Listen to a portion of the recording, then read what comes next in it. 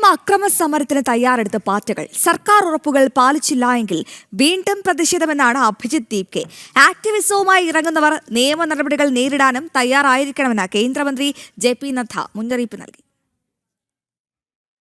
കേന്ദ്ര സർക്കാർ അക്രമ സംഭവങ്ങളിലെ കേസുകൾ റദ്ദാക്കാൻ നടപടി സ്വീകരിക്കുന്നില്ലെന്നാരോപിച്ച് ഉടൻ തന്നെ സമരം തുടങ്ങാനാണ് കോക്രോച്ച് ജനതാ പാർട്ടിയുടെ നീക്കം.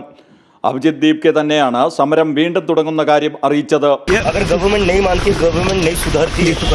അതേസമയം ആക്ടിവിസവുമായി ഇറങ്ങുന്നവർ നിയമ നടപടികൾ നേരിടാനും തയ്യാറായിരിക്കണമെന്ന് കേന്ദ്രമന്ത്രി JP നദ്ദ വ്യക്തമാക്കി.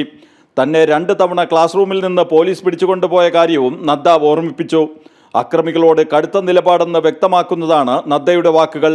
കോൺഗ്രസ് അധ്യക്ഷൻ മല്ലികാർജുൻ ഖാർഗെയും നദ്ദയും തമ്മിൽ രാജ്യസഭയിൽ വാക്പോരുണ്ടായി.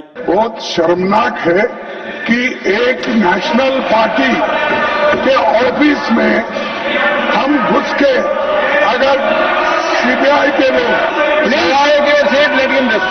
even I faced not once, many times when there was emergency, I was arrested from the classroom, not once but twice. Delhi police അക്രമികളെ കൈകാര്യം ചെയ്തതിനെ വിമർശിച്ച ഖാർഗെയ്ക്ക് നദ്ദ മറുപടി നൽകി. ജനം ഡൽഹി.